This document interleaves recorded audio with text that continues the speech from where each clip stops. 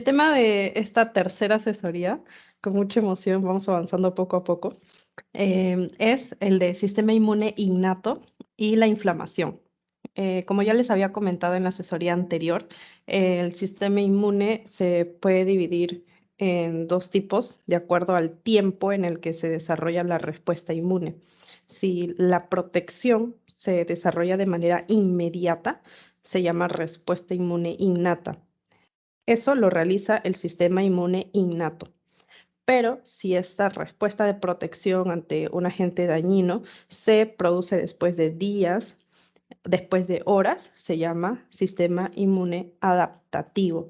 ¿Por qué? Porque los componentes, sus células, como son los linfocitos, necesitan pasar por un proceso de maduración, por un proceso de reconocimiento específico de este antígeno para que recién puedan realizar una función efectora, para que recién puedan tener una respuesta. Por eso se llama sistema inmune adaptativo. El tema de hoy es sistema inmune innato y cumple una función muy importante para nuestro organismo, que es la inflamación. La inflamación consiste básicamente en esa respuesta inmediata que tiene nuestro sistema inmune innato. Y la inflamación requiere algunos procesos, requiere la participación de células, la participación de proteínas, como por ejemplo, están las proteínas del complemento. Las proteínas del complemento les comento que se llaman así porque cuando se descubrieron como proteínas que tenían una función complementaria a los anticuerpos. Por eso se llamó complemento. Cuando nos toque esa clase ya les contaré un poco de la historia de las proteínas del complemento. También tenemos, por ejemplo, a otras proteínas como son las citocinas, que en realidad son proteínas de bajo peso molecular, son muy pequeñitas, con un tamaño muy pequeño, que son básicamente las moléculas de comunicación entre las células, que en realidad las citocinas no solo forman parte del sistema inmune innato, sino que también forman parte del sistema inmune adaptativo, porque las células del sistema inmune adaptativo también necesitan comunicarse entre ellas. Entonces, ¿qué vamos a ver en el tema del día de hoy? Primero, generalidades del sistema inmune innato, por qué existe, cuáles son sus características, cuándo interviene. Luego vamos a ver sus componentes, las células del sistema inmune innato. Vamos a conocerlas a cada una de ellas y también los receptores y patrones. Recuerden que los receptores son proteínas que se encuentran en las células del sistema inmune innato y que van a recepcionar agentes dañinos, partes de agentes dañinos. Recuerden que estamos en sistema inmune innato, entonces estaremos hablando de DAMs y PAMs. Si estuviésemos hablando del sistema inmune adaptativo, ahí esa partecita del agente dañino se llama antígeno, ¿ok? Lo vamos a explicar también durante la clase con algunas imágenes. Y culminaremos con el proceso de la inflamación, cómo es que ocurre y en qué consiste. Y básicamente lo que les comenté aquí de inflamación lo van a ver en su curso de patología que llevan en sexto ciclo y básicamente les repiten lo mismo que les van a enseñar en inmunología. Así que estudien bien sus cursos de ciencias básicas, chicos. Este es el resumen de la clase de hoy. Ahí lo están viendo. Generalidades, células del sistema inmune innato, los receptores y patrones y el proceso de la inflamación. Aquí está el resumen, pero vamos a desglosar como todas las semanas cada uno de estos subtemas. Comenzando por las generalidades, el sistema inmune innato se llama así porque responde de manera inmediata ante la exposición a cualquier agente dañino.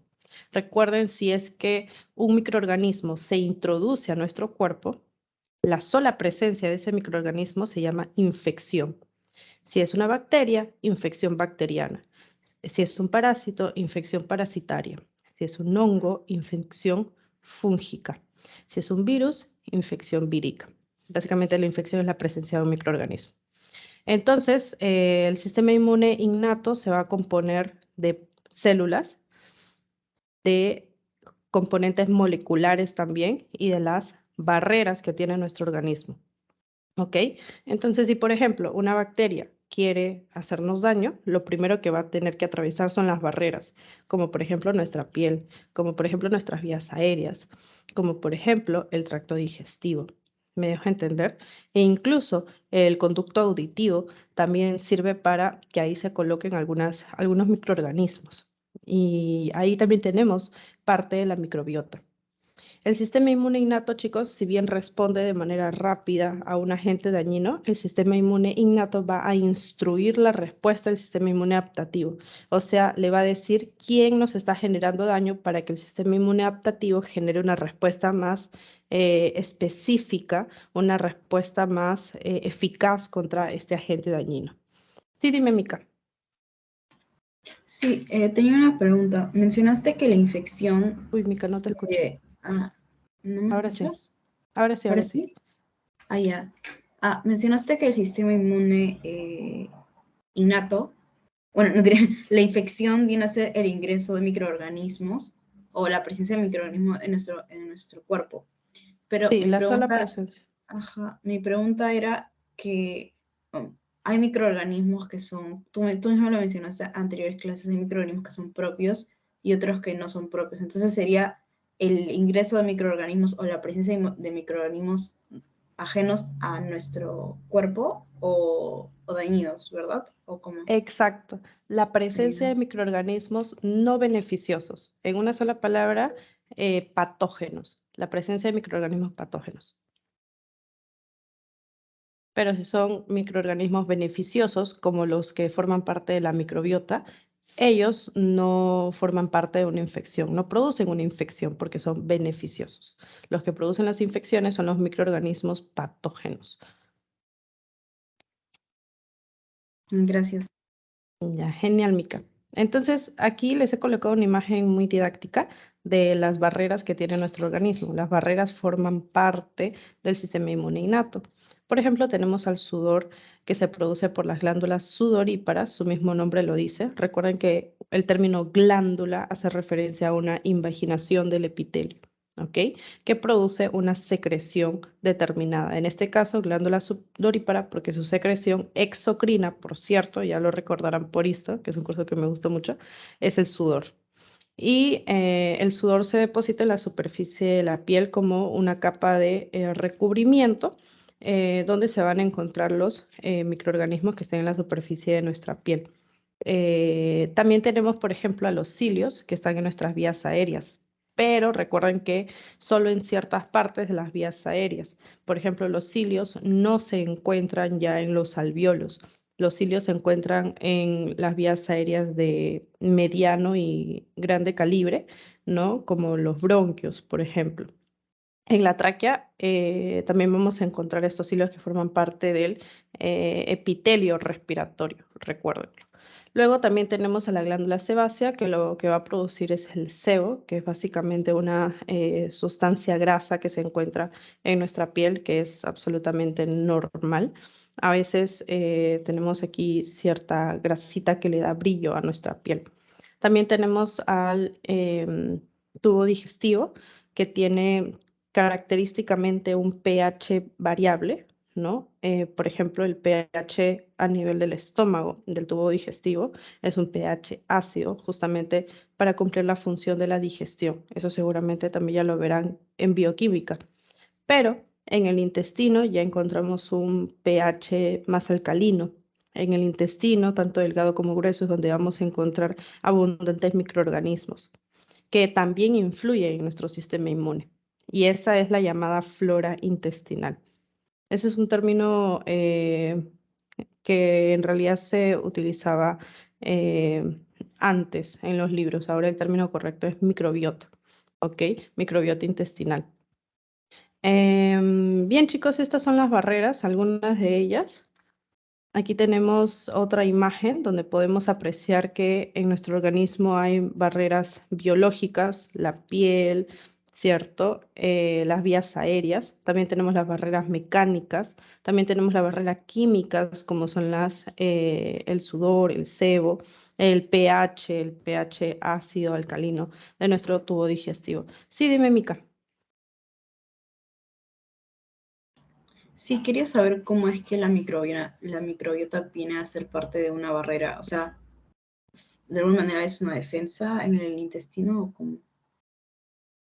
Lo que ocurre es que en nuestro intestino, eso también lo vamos a ver en clases posteriores, hay lecturas incluso en seminario que les van a permitir conocer un poco más de la microbiota intestinal y su rol en el sistema inmune, pero recuerden que bajo la mucosa del intestino nosotros encontramos a los folículos linfoides, ¿cierto? A los folículos que están formados por linfocitos B. Estos linfocitos B, si no hubiese una microbiota, nunca verían microorganismos y nunca podrían secretar las inmunoglobulinas A de las que hablamos la semana anterior.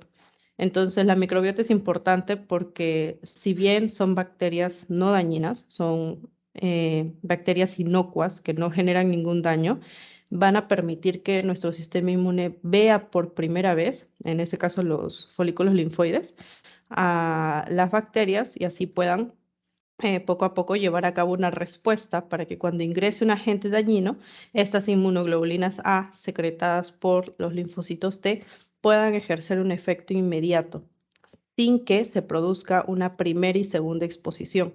Por eso es que la inmunoglobulina A es la inmunoglobulina prevalente o la inmunoglobulina que está presente recubriendo todas las mucosas.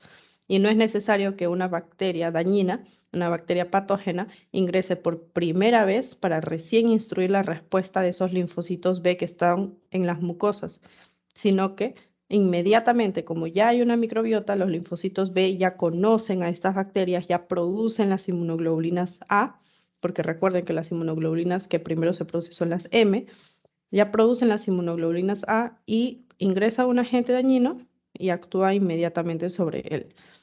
Ese es uno de los roles de la microbiota, pero existen por supuesto muchos más, como regular el pH del tubo digestivo, porque los microorganismos eh, tienen sus propios procesos químicos, bioquímicos.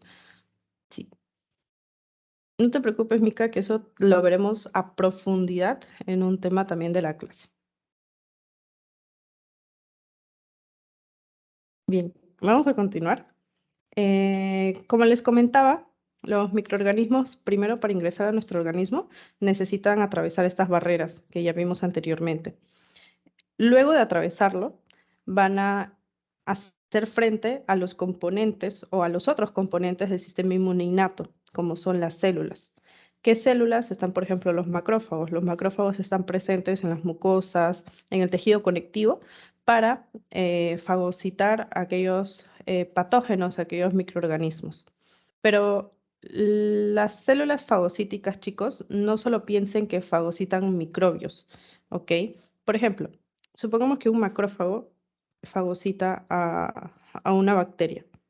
El macrófago ahora se queda con la bacteria dentro, en la vacuola fagocítica, en el fagosoma, ya la bacteria destruida.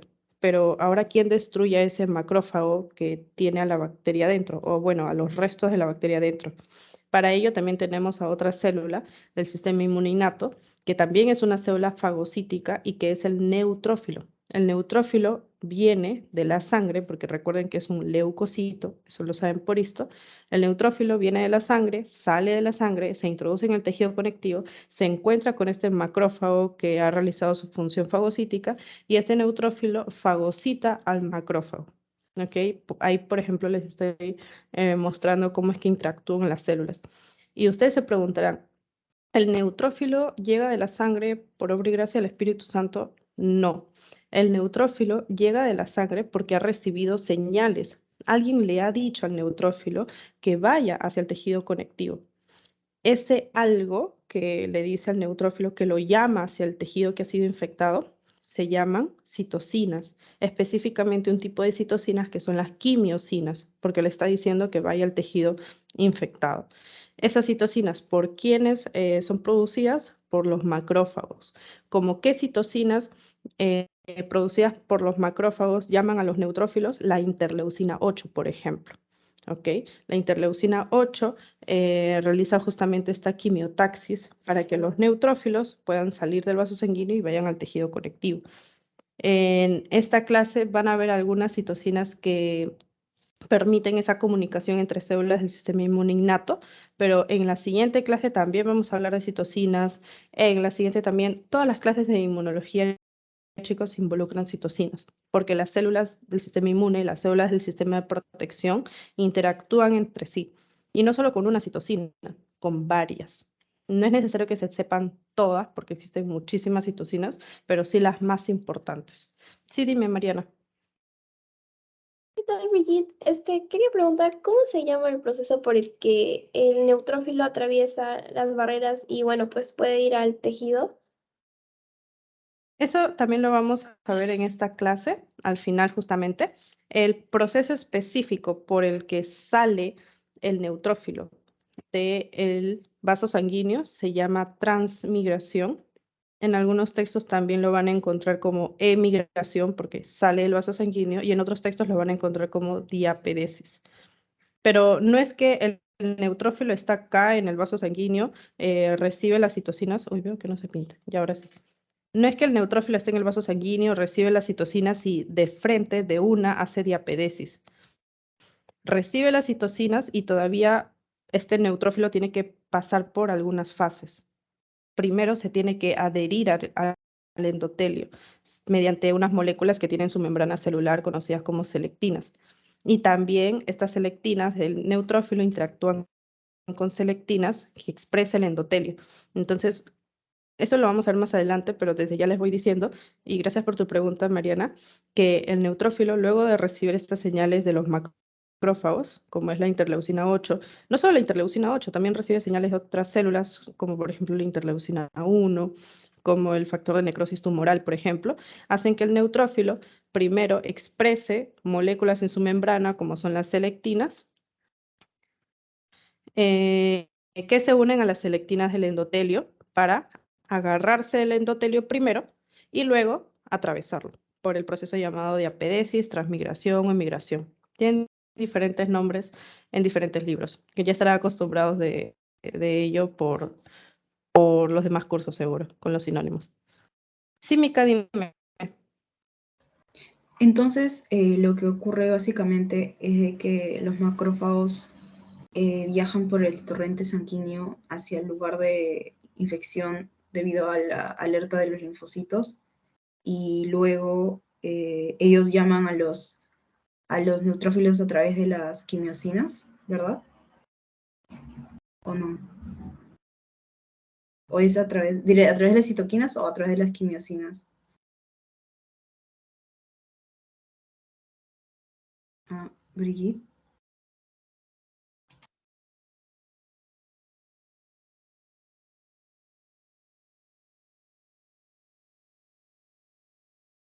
Chicos, ¿me escuchan? ¿Ahora sí? Ahora sí, Chicos. Brigitte. Ya, Sí. se me había el internet por un segundo. Ah, ya. Sí, Mica, sí escuché tu pregunta y Ok, ahora ok. te la paso a resolver. Sí. Ahí creo que te has confundido con el tema de que los monocitos dan lugar a los macrófagos luego de que salen del vaso sanguíneo, ¿verdad? Ah, no, no, no. Mi pregunta era si es que los macrófagos, o sea, Ujú. al ser llamados, ¿no? Y tú mencionaste que cuando entra una bacteria, los macrófagos de alguna manera van hacia la bacteria para poder fagocitarla, y de ahí tienen que llamar a las citoquinas, diré, a los neutrófilos, y lo hacen a través de Ujú. las citoquinas o las quimiosinas. Esa parte, no me acuerdo si era citoquinas o quimiosinas. Las quimiosinas son un tipo de citocinas. Recuerden que las citocinas son Ah, sí, moléculas sí. de comunicación entre células. Y las Ujú. quimiosinas son un tipo de citocinas que al comunicarse con otra célula le dicen que acuda al sitio donde está ocurriendo la infección. Pero quiero aprovechar tu pregunta para aclararles algo, chicos. Si bien los monocitos, luego de salir del vaso sanguíneo, se convierten en macrófagos. Los macrófagos que ya están en los tejidos atentos a cualquier infección y que van a fagocitar a una bacteria que ingrese inmediatamente, se llaman macrófagos tisulares. Estos ya están ahí de manera permanente en el tejido conectivo. También en otros textos los van a encontrar con el nombre de histiocitos. ¿Ok? Estos actúan rápidamente porque no es necesario que provengan de un monocito del vaso sanguíneo. Un macrófago tisular, mediante sus citocinas, como las interleucinas, ¿pueden llamar a más monocitos? Sí. Pueden llamar a más monocitos para que se conviertan en macrófagos y estos macrófagos también apoyen la fagocitosis. También pueden llamar a neutrófilos para que los neutrófilos apoyen la fagocitosis de estos macrófagos que ya han realizado la fagocitosis. Bien, chicos, entonces para avanzar, creo que ya vamos a regular tiempo. El sistema inmunitario innato, luego de que ha llevado esta respuesta muy rápida, como ven en la que participan macrófagos, neutrófilos, también los monocitos, luego estas células van a presentar partecitas de este microbio al sistema inmunitario adaptativo. Cuando ya el sistema inmunitario adaptativo ve estas partecitas, ahí hablamos de antígenos. Pero, ¿qué es lo que ven el sistema las células del sistema inmune innato? Ven PAMs y DAMs. El macrófago tisular tiene aquí, por ejemplo, un receptor. Este receptor se encarga de ver partecitas de la bacteria y esas partecitas de los patógenos, de los microorganismos patógenos, se llaman PAMs. ¿Qué significa? Se llaman patrones moleculares asociados a patógenos. Son como moléculas que se encuentran en todos los patógenos y los macrófagos lo único que hacen es verlo y actuar rápidamente mediante la fagocitosis.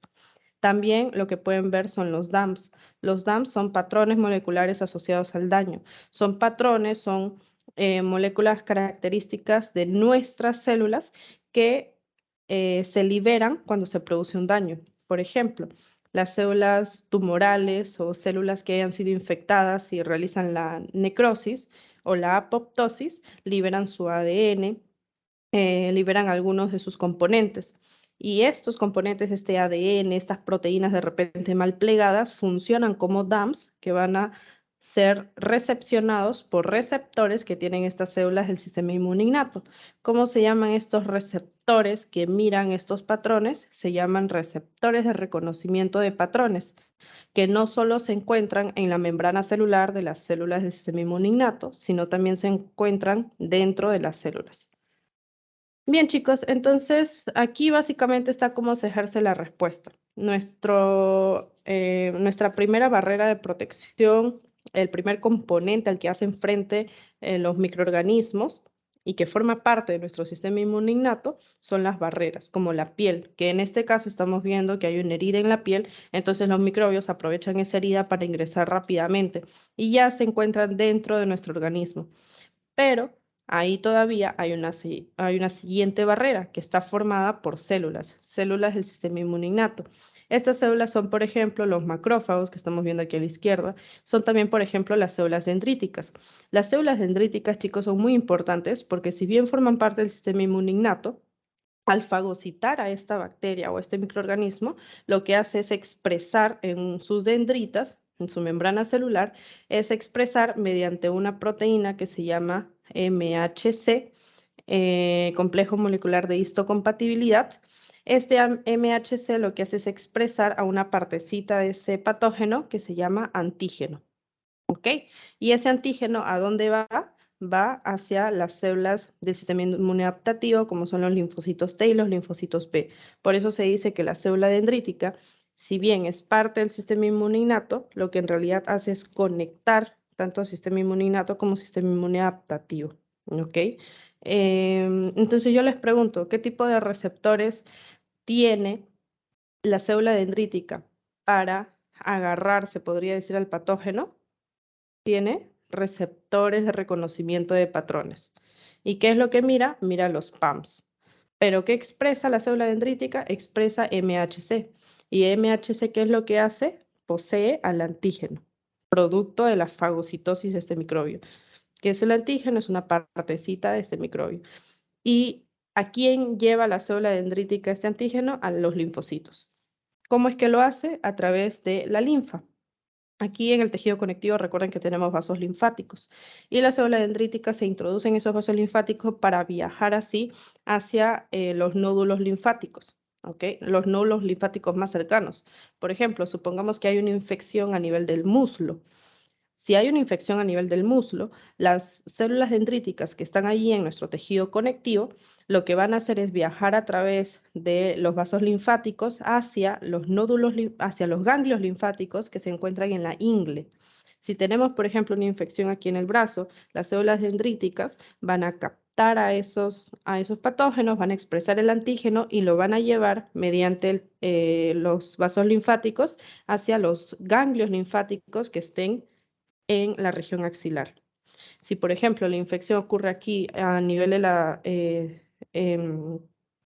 a nivel de la clavícula, a nivel del cuello, las células dendríticas van a llevar al antígeno a través de los vasos linfáticos hacia los ganglios linfáticos que están a nivel del cuello. Siempre lo llevan hacia las regiones más cercanas. No tendría sentido que una célula dendrítica, supongamos, lleve un antígeno que haya captado en la pierna hacia el cuello. No tiene sentido.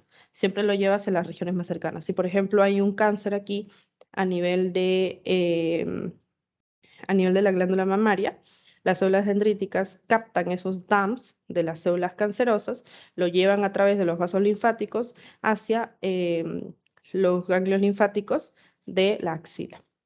Y aquí ustedes ya están viendo la respuesta inmune adaptativa. ¿Por qué se produce la respuesta inmune adaptativa? Porque estas células del sistema inmune innato, luego de que vieron al patógeno, produjeron citocinas. Y estas citocinas llamaron a componentes del tejido sanguíneo como son los neutrófilos, como son también linfocitos. Las células dendríticas estimularon a los linfocitos y estos linfocitos acuden al llamado de auxilio, se podría decir. ¿Y qué es lo que hacen estos linfocitos? Específicamente los linfocitos B comienzan a secretar estos anticuerpos, estas Y que habíamos visto la semana pasada, ¿se acuerdan? Estos anticuerpos son producto de la estimulación de las células dendríticas hacia los linfocitos T y de los linfocitos T al linfocito B. Estos anticuerpos forman parte de una sistema inmune adaptativa porque observen esa instrucción que tiene que haber. Observen que primero la célula dendrítica tiene que viajar a través de los vasos linfáticos, llegar al ganglio linfático, estimular al linfocito T, el linfocito T estimular al linfocito B, el linfocito B convertirse en célula plasmática y secretar recién los anticuerpos. Toda esa respuesta demora horas, días.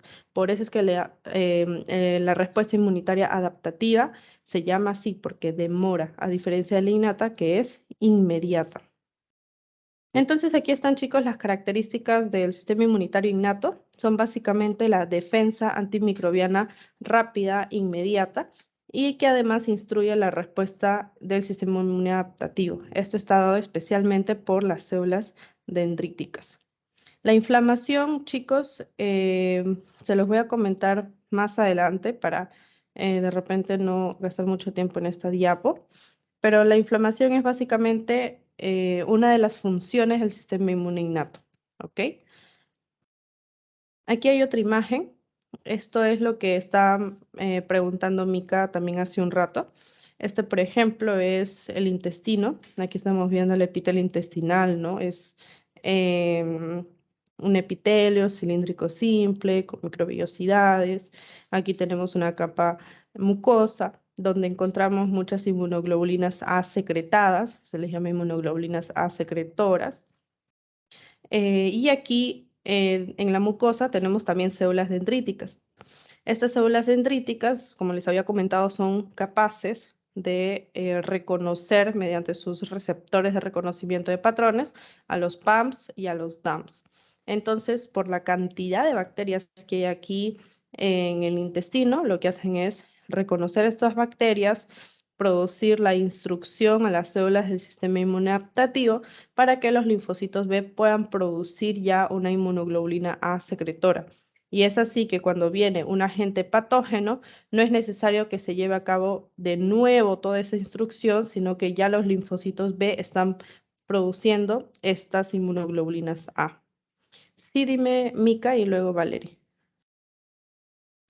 Sí, mi pregunta era, una vez producidas estas inmunoglobulinas, tú mencionaste que, bueno, este proceso es mucho mejor porque es el sistema inmune adaptativo para destruir el patógeno, pero ¿cómo así las inmunoglobulinas o, bueno, anticuerpos pueden destruir el patógeno? O sea, también tendría que llamar a macrófagos o a células que puedan fagocitarlo, ¿verdad? ¿O cómo? Y sí, las inmunoglobulinas tienen muchas funciones que justamente las vimos la clase anterior, pero aquí se las voy a repetir. Estas son las funciones de las inmunoglobulinas. Las inmunoglobulinas A, específicamente, como les había mostrado, se encuentran en las mucosas y lo que hacen es neutralizar a estos microorganismos, como lo están viendo acá. Esas son una de las funciones de los anticuerpos, específicamente de las inmunoglobulinas A. Se encargan de la neutralización de estos microorganismos. Pero, por ejemplo, también tenemos otras proteínas del complemento, no son las inmunoglobulinas, perdón, tenemos otras inmunoglobulinas que no son las inmunoglobulinas A, son, por ejemplo, la inmunoglobulina E, G y también puede ser la inmunoglobulina M. Estas inmunoglobulinas lo que hacen es unirse a proteínas del complemento y así marcar a la bacteria para que se pueda destruir. Eso lo veremos en la siguiente clase. También hay otras inmunoglobulinas que se encargan de la opsonización, que como mencionaste también tiene que ver con otras células. Estas inmunoglobulinas, que son por ejemplo la inmunoglobulina G, la inmunoglobulina G lo que hace es, muchas inmunoglobulinas G lo que hacen es captar a ese microbio, luego mediante su región Fc se unen a receptores que están en los macrófagos y así es como estos macrófagos ahora realizan la fagocitosis de este microorganismo. Aquí también están estas funciones. Esta es la opsonización dada por inmunoglobulinas G. También aquí tenemos la citotoxicidad dependiente de anticuerpo, que también lo realizan las inmunoglobulinas G. Son inmunoglobulinas, por eso es que las inmunoglobulinas G son tan abundantes, porque cumplen varias funciones propias de las inmunoglobulinas. Pero, por ejemplo, esto de la citotoxicidad dependiente de anticuerpos, de la opsonización, no lo hace una inmunoglobulina E, ¿ok? No lo hace una inmunoglobulina A. Por eso es que también estas son menos abundantes, cumplen menos funciones. Sí, primero vamos con, vale.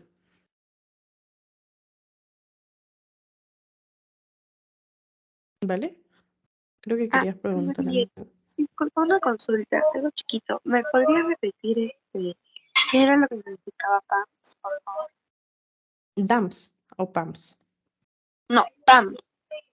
PAMS. Bueno, los PAMS, para ubicarnos, los PAMS son aquellas moléculas que ven las células del sistema inmune innato. Son moléculas que están en los patógenos, por eso se llaman patrones moleculares asociados a patógenos.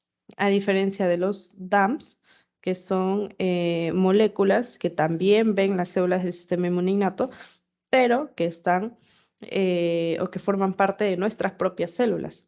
Se llaman patrones moleculares asociados al daño. ¿Y qué ejemplos de DAMS tenemos? Tenemos al ADN, tenemos restos de proteínas, e incluso restos de lípidos de la membrana celular que se liberan cuando una célula ha sufrido necrosis. ¿Qué tipos de PAMS tenemos? Tenemos a los lipopolisacáridos, tenemos al propio material genético de los virus, de las bacterias, de los hongos, de los parásitos. También tenemos a proteínas que se encuentran en los flagelos, que son las flagelinas, de algunas bacterias, por ejemplo. Dime, Mariana. Brigitte, tengo dos preguntas así chiquitas. La primera era, ¿cuál era el primer anticuerpo o inmunoglobulina que se produce? Dijiste, la M. Sí, la IgM es la primera que se produce por el linfocito B sin que haya una maduración de este. No sé si me dejo entender. La inmunoglobulina E va a ser producida por el linfocito B de manera constante. Ujú. Ante cualquier ingreso de algún patógeno o simplemente lo produce de forma, como dijiste, constante, ¿no? Ajá, cuando se produce por primera vez una infección, la inmunoglobulina M sí es la que se libera. Pero cuando ya se produce por una segunda vez esta infección, el linfocito T estimula al linfocito B para que cambie la inmunoglobulina que va a secretar. Por ejemplo, la puede cambiar a una IgM, o a una IgG, perdón, o la puede cambiar a una IgG. ¿De qué va a depender este cambio? Del tipo de antígeno que estimula el linfocito T. Por ejemplo, si es un antígeno parasitario, le va a decir el linfocito T al linfocito B que produzca una IgE. Ujú. Pero si es, por ejemplo, otro tipo de bacteria a la que se requiera fagocitar, destruir, va a producir un cambio a inmunoglobulina G, pero eso en una segunda exposición al mismo antígeno. Ah, ya, gracias, Brigitte. Y la otra pregunta era, mencionaste que el neutrófilo iba a donde estaba el macrófago cuando había comido digamos, una bacteria, por ejemplo. ¿Para qué era que iba allá? ¿Para qué le iba a ayudar? Ah, sí, claro. Bueno, luego de que el macrófago tisular, ojo, el macrófago que siempre está ahí en el tejido conectivo, fagocita una bacteria, este macrófago se queda con los restos de la bacteria en el fagosoma. Entonces, el macrófago produce citocinas, conocidas entre tantas como la interleucina 8, que llaman al neutrófilo, como bien mencionaste, y este neutrófilo sale del vaso sanguíneo por una serie de procesos que vamos a ver en la última diapo, y lo que hace el neutrófilo aquí es fagocitar a este macrófago que tiene estos productos destruidos de la fagocitosis. Eso es lo que hace el neutrófilo, destruir al macrófago. Por supuesto, el neutrófilo, perdón, el neutrófilo tiene una función fagocítica. No solo de estos macrófagos, sino que el neutrófilo también puede fagocitar a las propias bacterias. Y así es como en sus funciones ellos se complementan. Sí, dime, Mica. Una pregunta, pero, o sea, se supone que el sistema inmune adaptativo es como, de alguna manera, un poco más, o sea, ayuda mucho más al sistema inmune en contra de las bacterias que el sistema inmune innato, pero, o sea, si requiere un proceso más largo, ¿cómo es que lo ayuda más? Porque, o sea, con respecto a lo que nos has mencionado, de alguna manera el sistema inmune innato es como mucho más rápido en el caso de una inflamación, pero en cambio el sistema inmune adaptativo es un poco más lento. Entonces, en ese caso, sería mucho mejor usar el sistema inmune innato, ¿verdad? ¿O no? Sí, es que depende del tipo de microorganismo o del tipo de agente dañino al que estamos siendo expuestos. Por ejemplo, si estamos siendo expuestos a Mycobacterium tuberculoso, que como ustedes sabrán produce la tuberculosis, que es una bacteria muy resistente, la respuesta inmune innata no solo basta para combatirlo. O sea, por más que los macrófagos realicen la fagocitosis, el micobacterio tuberculoso no se va a poder lograr eliminar de nuestro organismo. Entonces ahí sí valdría la pena, podríamos decirlo, esperar que se desarrolle una respuesta inmune adaptativa para que pueda de una manera más eficiente, con las inmunoglobulinas, con sus receptores más específicos, eliminar al microbio. Eso también lo van a ver en cursos posteriores, cómo es que interactúan los linfocitos T con los macrófagos cuando se produce una infección por una bacteria tan resistente como es el Mycobacterium tuberculoso. Entonces, ¿de qué depende que se desarrolle solo una respuesta inmune innata o una respuesta inmune innata y adaptativa? Depende del tipo de agente dañino. Si es muy resistente, va a requerir de ambas respuestas. Va a ser necesario esperar hasta una respuesta inmunitaria adaptativa. Pero si es un agente dañino que se puede lisar con la sola presencia del sistema inmune innato, solo va a actuar ese. Ujú. ¿Quedó Ah, mucho ya, más claro, ya. Mica? Es como que nuestro cuerpo sabe cuándo, o sea, cuándo usar el sistema inmune innato y cuándo esperar, ¿verdad?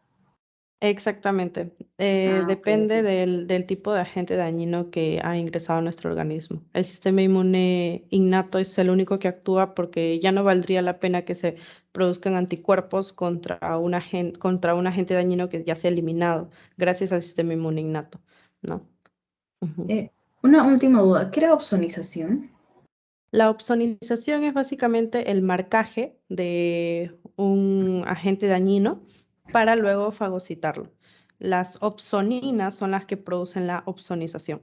Digamos que está aquí un agente dañino, supongamos una bacteria cualquiera, y llegan las opsoninas, que pueden ser, por ejemplo, las mismas inmunoglobulinas, pueden funcionar como opsoninas.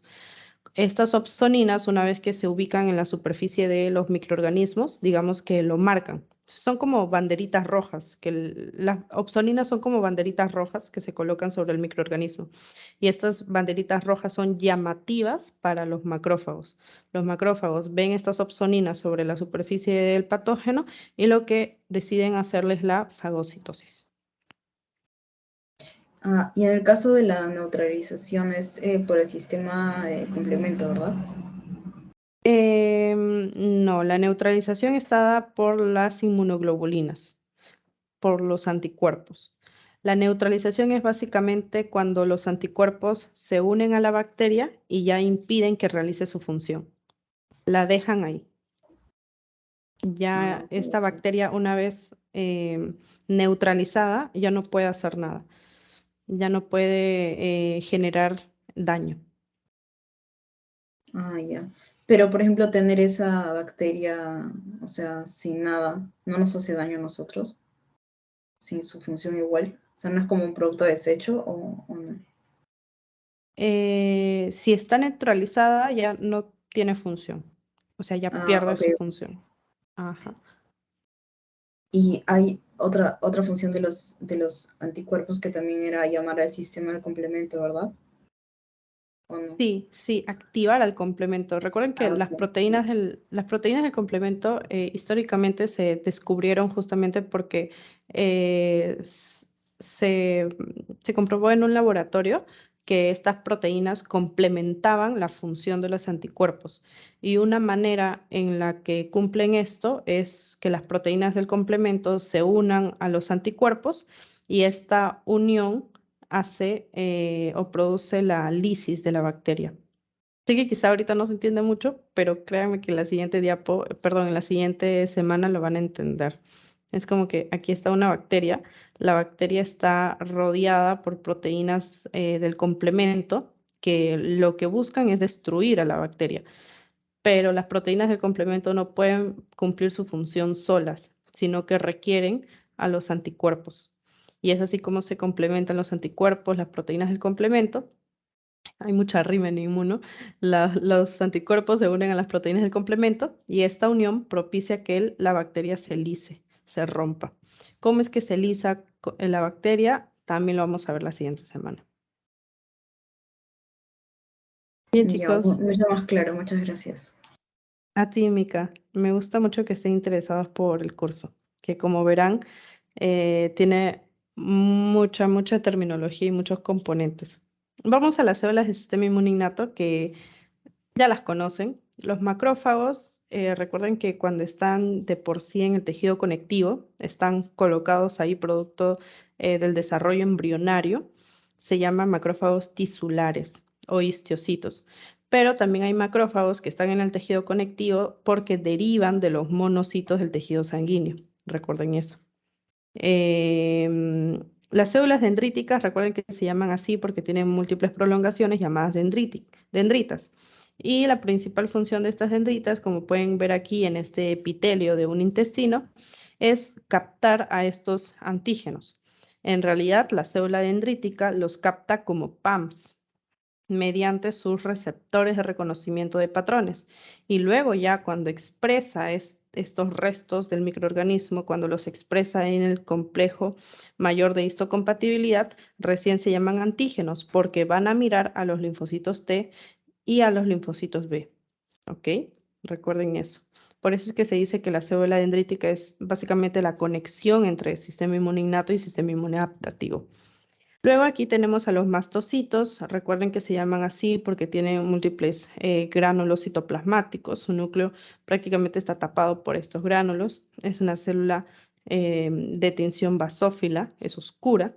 También tenemos a los neutrófilos, que como ya les había comentado, estos neutrófilos también fagocitan bacterias, también fagocitan microorganismos, pero su principal función es la de fagocitar a aquellos macrófagos que ya hayan cumplido con la fagocitosis previamente. Finalmente, monocitos y células NK. Los monocitos, recuerden que forman parte de la estirpe mieloide. Recuerden que en la médula ósea nosotros tenemos a una célula grandota, una célula madre hematopoyética que produce todas las células de nuestro sistema, de nuestro tejido sanguíneo. Esta célula madre hematopoyética se divide en célula progenitora linfoide, ¿no? Célula progenitora linfoide común. En varios textos lo van a encontrar con diferentes nombres. Si se llama linfoide, progenitora linfoide común, va a producir a los linfocitos y también a las células NK. Pero si se llama célula progenitora mieloide, esta célula va a producir a las células, a los glóbulos blancos, a los glóbulos rojos y también a las plaquetas. Recuerden que los monocitos son un tipo de estos glóbulos blancos. Estos monocitos, luego de salir del vaso sanguíneo, se conocen como macrófagos. Son células migrantes en el tejido sanguíneo, a diferencia de los macrófagos tisulares o histocitos, que son células residentes del tejido conectivo. Chicos, aquí tenemos a las células NK o linfocitos NK.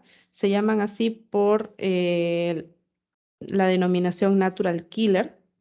Recuerden que estas células NK cumplen la función de lisar a aquellas células que hayan sido infectadas con algún virus o alguna bacteria intracelular. Eso también se los van a enseñar en microbiología. Recuerden que las bacterias, los virus, incluso los parásitos, pueden ingresar a nuestro organismo y hacer daño fuera de las células. Se llaman patógenos extracelulares.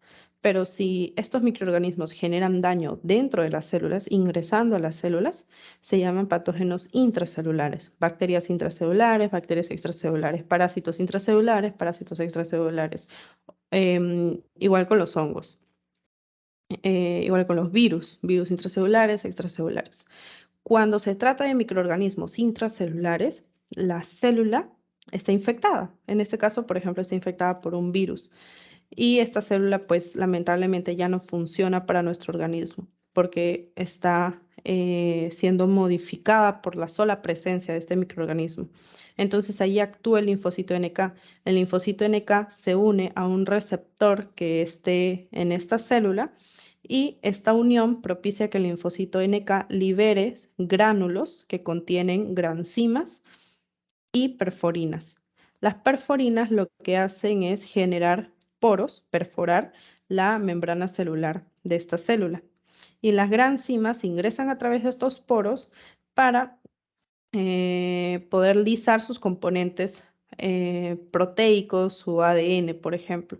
Las granzimas son enzimas, ¿ok? Y las perforinas perforan la membrana celular.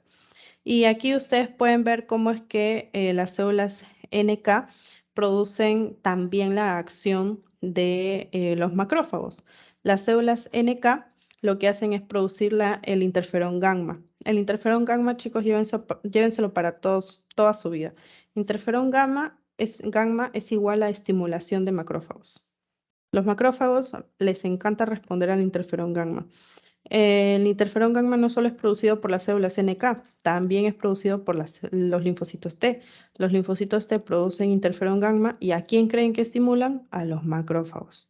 Nunca se olviden de eso. Interferón gamma es igual a estimulación de macrófagos.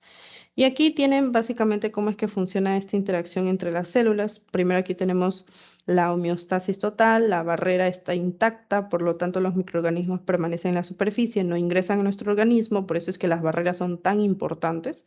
Y es aquí donde tenemos como a los guardias que siempre están presentes, listos para cualquier ingreso de patógenos y van a actuar rápidamente, por eso se llaman componentes del sistema inmune innato.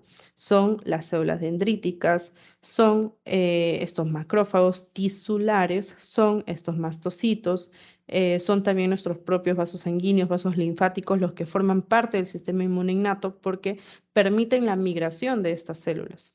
También los queratinocitos de nuestra piel son células del sistema inmune innato porque forman la barrera epitelial, la barrera de la epidermis. Sí, dime, Mica. Mastocito es lo mismo que monocito. No, mastocito es diferente que monocito. El mastocito es una célula que tiene múltiples gránulos en su citoplasma y estos gránulos contienen, por ejemplo, histamina, contienen, por ejemplo, heparina, contienen sustancias que van a permitir la respuesta inmunitaria innata. También los monocitos, por otro lado, los monocitos provienen de la célula madre hematopoyética, provienen de la médula ósea, y por eso es que los monocitos viajan por la sangre. Y los monocitos, cuando reciben citocinas de macrófagos, de células del sistema inmune, estos monocitos salen del vaso sanguíneo y se convierten en macrófagos. ¿Te aclaré tu duda, Mica? Sí, o sea, los mastocitos también actúan como, o sea, secretando estas moléculas que también ayudan para el sistema inmune, ¿verdad? Exactamente, los mastocitos necesitan recibir citocinas y que estas citocinas actúen en sus receptores. Receptores especializados que tienen los mastocitos no son receptores de reconocimiento de patrones, no son receptores de citocinas, y estos mastocitos lo que hacen es estimularse para liberar los gránulos de su citoplasma. Y estos gránulos que contienen histamina, contienen heparina, que son importantes para la respuesta inmunitaria innata, que solo son liberados ante la estimulación de estos mastocitos. Sí, dime, Mariana. Brigitte, tengo una pregunta. ¿Podrías repetir lo que dijiste sobre los interferones? O esa parte que dijiste, interferón gamma, ¿estimula qué? Sí, claro. Bueno, primero comentarles que el interferón gamma, como ya habrán podido deducir, es una citocina. Es una citocina muy importante para los macrófagos, ¿ok? Como están viendo aquí en esta imagen. El interferón gamma, las citocinas, chicos, en general, no solo son producidas por una célula, son producidas por varias células. Una misma citocina como el interferón gamma, que estimula específicamente a los macrófagos, puede ser producida, como en este caso, por la célula NK, como también puede ser producida por los linfocitos T. Ante diferentes situaciones, estas células producen este interferón gamma. Si es producida por una célula NK, hace que el macrófago fagocite a estos microorganismos intracelulares que están generando el daño a las células. ¿Ok? Esa básicamente es la interacción entre una célula NK y un macrófago. Siempre que ustedes quieran activar macrófagos, piensen en interferón gamma. ¿Quedó mucho más claro, Mari?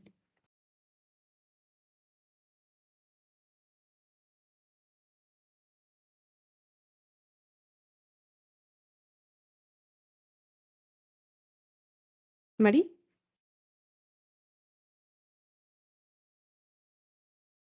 Bueno, creo que sí quedó. Sí, gracias, Brigitte, gracias. No podía activar mi micrófono. No se preocupe, genial. Bien, chicos, aquí tenemos otra imagen. Aquí estamos, en este caso, en el intestino. Ustedes reconocen que es intestino por estas vellosidades intestinales, que son básicamente estas evaginaciones o protrusiones del epitelio intestinal, en realidad de la mucosa intestinal. Estas vendrían a ser las células epiteliales y como aquí pueden ver, hay células que también apoyan en el intestino a la respuesta inmunitaria innata, como son las células de Panet. Como ya habrán visto en su curso de histología, las células de Panet producen los péptidos antimicrobianos. Los péptidos antimicrobianos, como dice su nombre, son proteínas que van a permitir lisar a los microbios. Aquí también tenemos a las células dendríticas, a los macrófagos, a los mastocitos. Todas estas células, partes del sistema inmune innato, que como han visto acá, se encuentran en el intestino. Como han visto acá arriba, se encuentran en la piel. Se encuentran en todos lados estas células del sistema inmune innato. Dime, Mica. Sí, en el caso de los mastocitos, mencionaste que estos secretan sus gránulos por medio de señales de citocinas. ¿Estas citocinas de quién vienen? ¿De los linfocitos, diré, de los macrófagos o de las células dendríticas? De los macrófagos, de las células dendríticas, en realidad, como les comenté, existen muchas señales que se producen durante una respuesta inmunitaria. No es solo producto de la interacción directa entre una y otra célula. Y no solo interviene una citocina, sino que intervienen varias. La cuestión no es aprenderse específicamente los nombres de todas las citocinas que intervienen, sino cuál es el rol más importante de estas células, ¿no? Porque todas aquí son estimuladas por citocinas. Por ejemplo, los macrófagos mismos pueden ser estimulados por citocinas producidas por las células dendríticas. Entonces las células dendríticas, aparte de que producen, secretan, también mencionaste que secretan antígenos para presentárselos a los linfocitos, también secretan citocinas. Sí, las células dendríticas también secretan citocinas. Y eso es lo maravilloso de inmunología, porque todas interactúan con todas las células, con todos los componentes. Y no se preocupen que no les van a preguntar qué citocina es secretada por la célula dendrítica y estimula a los macrófagos en una respuesta inmunitaria innata. No, porque son varias y sería una pregunta errónea, ni siquiera tendría una sola respuesta. Lo que sí les van a preguntar son por las citocinas más conocidas y las que tengan un rol más definido, que incluso tengan un rol terapéutico, como es el interferón gamma. El interferón gamma es muy importante para estimular a los macrófagos, eso sí, nunca se lo tienen que olvidar.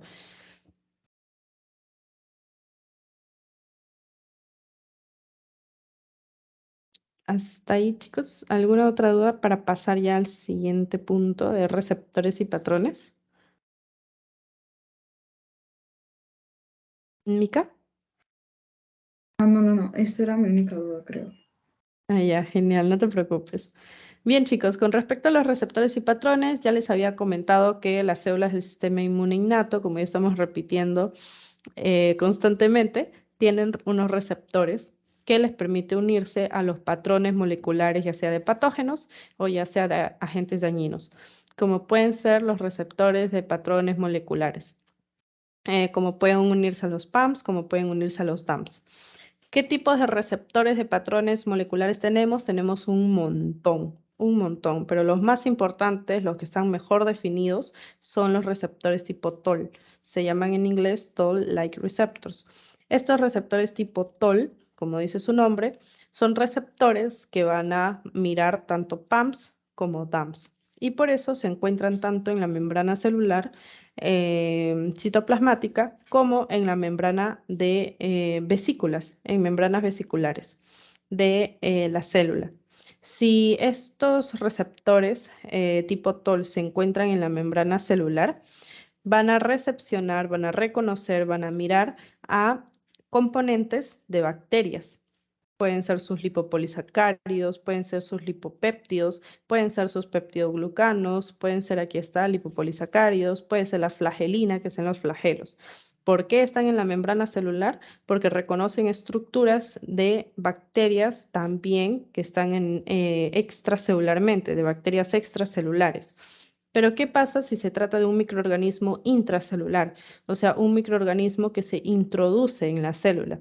Pues aquí, como ya el microorganismo está dentro, ya no solo vamos a reconocer su flagelo, ya no solo vamos a reconocer sus lipopolisacáridos, sino que también podríamos reconocer su material genético, como el ARN, incluso como el ADN de algunos microorganismos. Por eso es que hay receptores tipo TOL aquí en membranas de los endosomas, membranas vesiculares, que van a unirse a estas estructuras de microorganismos intracelulares. Aquí tienen, chicos, bajo qué mecanismo se realiza esto. Como ya les había comentado, si tenemos cualquier molécula que reconoce el sistema inmune innato y que pertenece a los patógenos, se llaman patrones moleculares asociados a patógenos. Esos patrones moleculares asociados a patógenos, ¿a qué se unen? A receptores de reconocimiento de patrones, como por ejemplo los receptores tipo TOL. ¿Dónde se encuentran? Por ejemplo, en las células dendríticas, que también se conocen como células presentadoras de antígenos, porque luego de reconocer estos PAMs, luego de fagocitarlos y destruirlos, algunas partecitas de estos PAMs llamadas antígenos, los presentan en esta molécula que se llama MHC hacia los linfocitos T. Luego tenemos aquí también un macrófago que tiene sus receptores de reconocimiento de patrones para recepcionar estos PAMs. Los macrófagos pueden ser células presentadoras de antígenos como las células dendríticas. Sí, depende del órgano en el que nos encontremos. Por ejemplo, los macrófagos son células presentadoras de antígeno en el vaso. Y aquí tenemos a los linfocitos polimorfonucleares. Y aquí les doy un truquito. Siempre que escuchen linfocitos polimorfonucleares, eso no es más que un neutrófilo. Los neutrófilos, recuerden que también llegan al tejido conectivo porque son llamados por los macrófagos a través de la interleucina 8. Y estos neutrófilos también tienen sus receptores de reconocimiento de patrones para interactuar con los PAMs y fagocitar una bacteria. Pero a su vez, los neutrófilos pueden fagocitar a los macrófagos que ya han realizado la fagocitosis. Y aquí miren chicos, tenemos qué es lo que ocurre con los DAMs. Los DAMs son patrones moleculares asociados al daño. ¿Qué tipo de PAMs tenemos? Por ejemplo, al propio ADN de una célula, a las propias proteínas de una célula, a los propios fosfolípidos de la membrana de una célula, al propio material genético de una célula. Pero ustedes se preguntarán, ¿cuándo es que un componente normal de una célula se convierte en un DAMP? Cuando esta célula ha sufrido un daño, cuando se trata, por ejemplo, de una célula necrosada. Recuerden que la necrosis es un proceso de muerte celular no programado, traumático se podría decir, porque la célula de lo que está tranquila se produce su muerte celular y todos sus componentes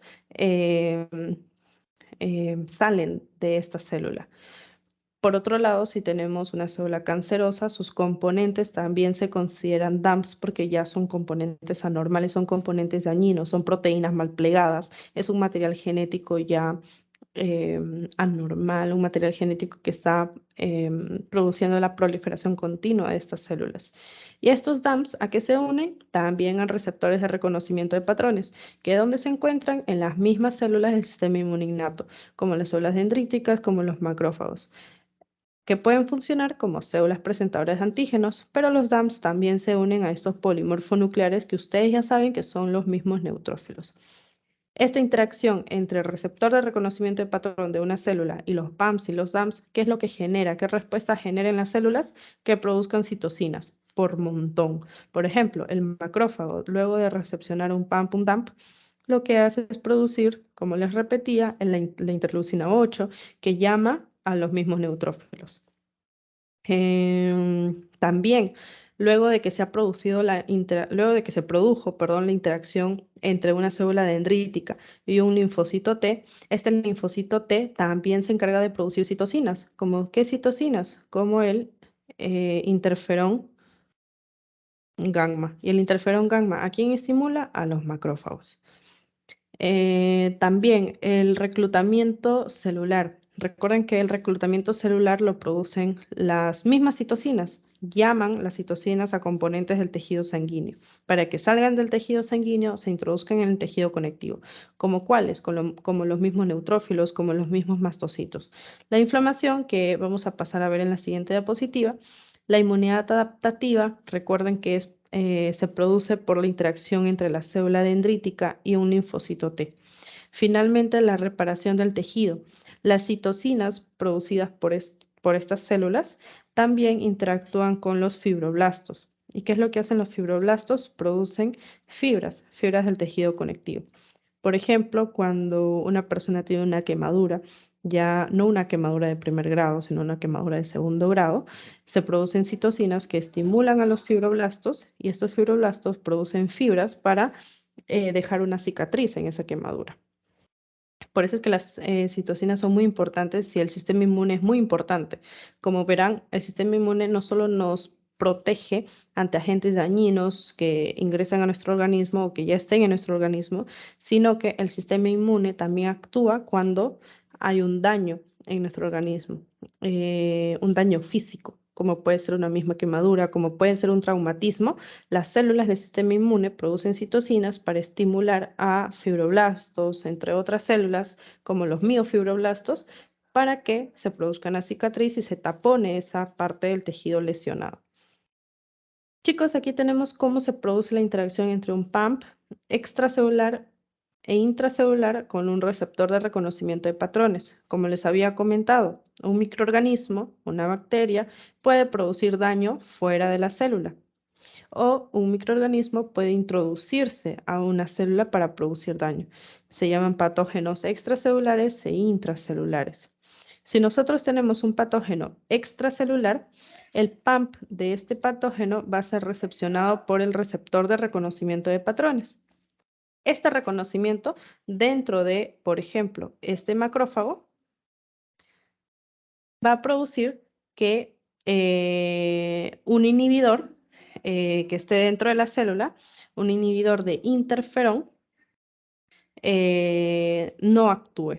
Cuando este inhibidor de interferón no actúa, ahora los factores de transcripción del interferón, que es una citosina, van a estar libres, porque el inhibidor ya no está actuando producto de la señalización que se produce entre el PAMP y el receptor de reconocimiento de patrones. Como este factor de transcripción ahora está libre, se une al ADN para producir la transcripción de esta citosina, del interferón, como también puede ser del factor de necrosis tumoral. Al unirse aquí al ADN, entonces ahora se transcriben estas citocinas y luego de transcribirse, luego de producirse dentro de la célula, se liberan hacia el espacio extracelular. ¿Para qué se liberan estas citocinas? Para llamar a otras células del sistema inmune y atacar así al microorganismo. ¿Qué otro tipo de citocinas se pueden producir? Se puede producir la interleucina 7 o la interleucina 1, por ejemplo. Para ello sí, aquí algo muy importante. La interleucina 1, chicos, si bien es producida por esta interacción entre PAMP y receptor de reconocimiento de patrones, la interleucina 1 requiere que esta célula tenga un complejo macromolecular dentro de él para que esta interleucina 1 recién se pueda liberar al espacio extracelular y esta citosina pueda ejercer sus funciones. Este complejo macromolecular se llama apoptosoma.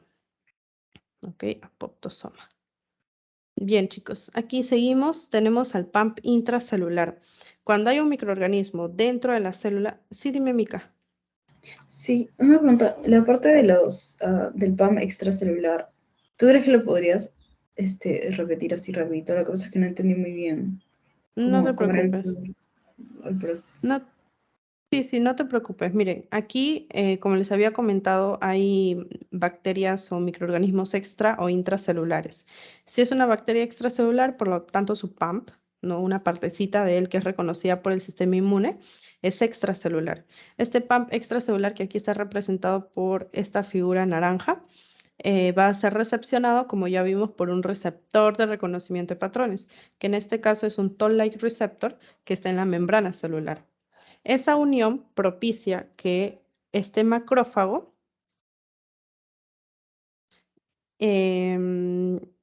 haga inestable al inhibidor del factor de transcripción del factor de necrosis tumoral. ¿Me dejo entender? Dentro del macrófago, chicos, siempre está la maquinaria necesaria para producir citocinas, pero un macrófago no siempre produce citocinas, porque no siempre hay una infección. Entonces, ¿cómo es que el macrófago se mantiene tranquilo sin producir citocinas? Porque dentro de él está justamente este inhibidor que se une al factor de transcripción del factor de necrosis tumoral. Como el inhibidor está unido, ya no se produce la transcripción de estas citocinas y no hay citocinas cuando el macrófago está tranquilo. Pero si recibe esta estimulación por parte del PAMP extracelular, se une al Toll-like receptor, eso produce que el inhibidor deje de estar unido al factor de transcripción del factor de necrosis tumoral. Y ahora este factor, que es un factor de transcripción, se une al ADN para que se transcriba la citosina, el factor de necrosis tumoral. Este factor de necrosis tumoral es producido y se libera, como están viendo aquí en la parte superior, en la parte derecha. También otras citocinas que produce el macrófago es la interleucina 1. Este factor de transcripción, que es el factor de transcripción es lo que está aquí de verde y amarillo. Este factor de transcripción se une al ADN, se transcribe el ADN y se produce también la interleucina 1.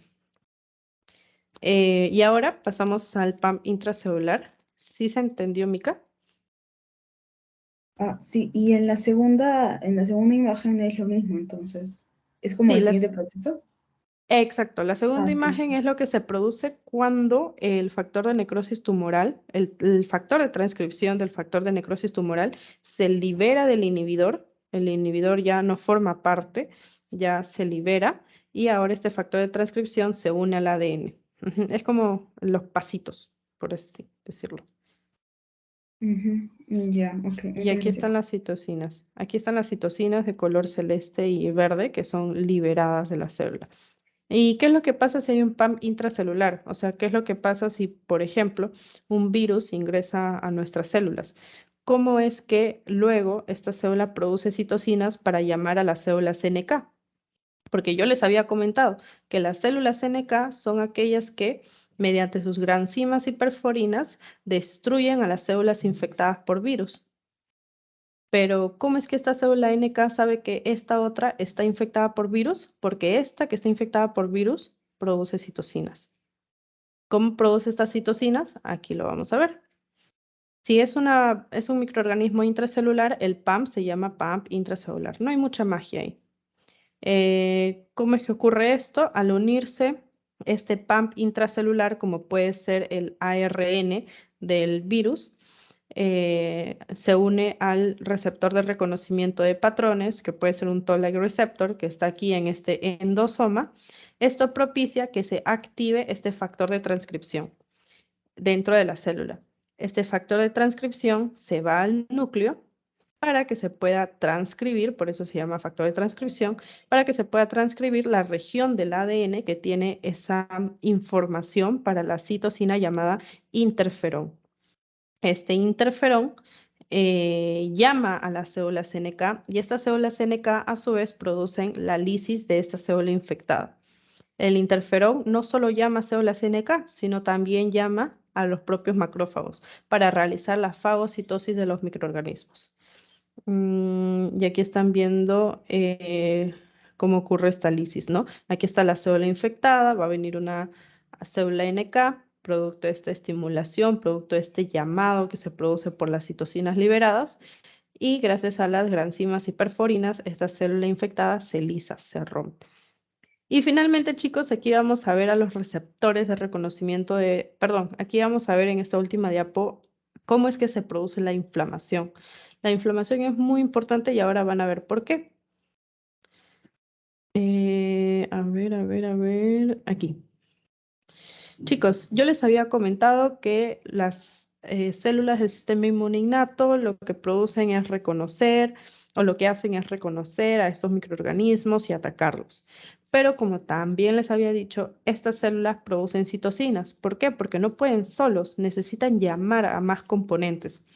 Estas citocinas, además de de estimularse entre sí, también estas citocinas estimulan a las células endoteliales de los vasos sanguíneos. ¿Para qué estimulan estas células endoteliales? Para que éstas comiencen a expresar las selectinas en su membrana celular. También estas citocinas, como por ejemplo la interleucina 8, estimulan a los neutrófilos o a los polimorfonucleares para que expresen también selectinas en su membrana celular que se unan con las selectinas del endotelio. Esta unión produce que la célula, el neutrófilo, comience a rodar aquí en el endotelio, comience a caminar, se podría decir, en este endotelio. Luego, las mismas citocinas estimulan al endotelio para que produzca unas moléculas mucho más firmes, unas moléculas de adhesión mucho más firmes, que son las ICAM y las BCAM. Esta expresión de estas moléculas hace que se una la célula endotelial al neutrófilo, pero de manera más fuerte, ya se adhiere fuertemente al endotelio. Y luego de esta adhesión, el neutrófilo comienza a salir del endotelio. Se extravasa, migra, por eso se le llama migración celular, transmigración, emigración, o también se le conoce como diapedesis, porque el neutrófilo, luego de esta unión fuerte con el endotelio, sale de el vaso sanguíneo y se introduce en el tejido conectivo. Pero recuerden que el tejido conectivo tiene fibras, como por ejemplo las fibras colágenas. En ese sentido, el neutrófilo libera sus gránulos que poseen colagenasas y estas colagenasas lo que hacen es romper al colágeno del tejido conectivo para poder llegar hacia el sitio de la infección. ¿Y realizar qué? Realizar la fagocitosis. ¿Qué también o qué también se produce aquí? Se produce el llamado de monocitos. ¿Para qué? Para que estos monocitos en el tejido conectivo se transformen en macrófagos. Pero no solo se produce, chicos, la extravasación o la salida de células, también se produce la salida de proteínas que están en la sangre conocidas como proteínas del complemento. Estas proteínas del complemento, ¿quiénes la producen? La producen las células de nuestro tejido hepático. Nuestros hepatocitos producen estas proteínas del complemento. Y como verán en la siguiente clase, las proteínas del complemento se denominan así con la C y con números. C3, C5, C1. La C1 fue la primera que se descubrió justamente. También, por supuesto, aquí van a llegar algunas inmunoglobulinas que hayan sido ya luego producidas por los linfocitos. Toda esa salida de componentes de la sangre hacia el lugar de la infección o hacia el lugar lesionado se llama inflamación. Entonces, como pueden ver, la inflamación es un proceso que involucra vasos sanguíneos, involucra células del tejido sanguíneo, involucra proteínas del tejido sanguíneo y también líquido.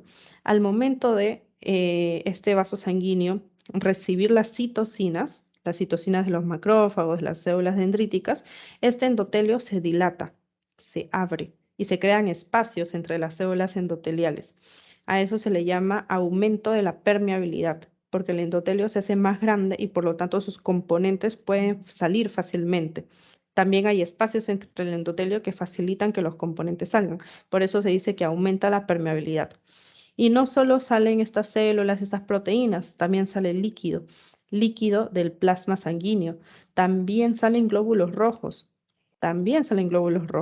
Este líquido se puede acumular aquí en el tejido conectivo y esa acumulación se llama edema. Entonces, ¿qué involucra la inflamación? Involucra salida de proteínas, salida de líquidos, salida de componentes celulares, involucra el aumento de la permeabilidad celular y también produce el edema. Dime, Mica. Sí, yo tenía una pregunta con respecto a la parte de los pumps intracelular y también tenía una pregunta con respecto a la inflamación. La primera es de que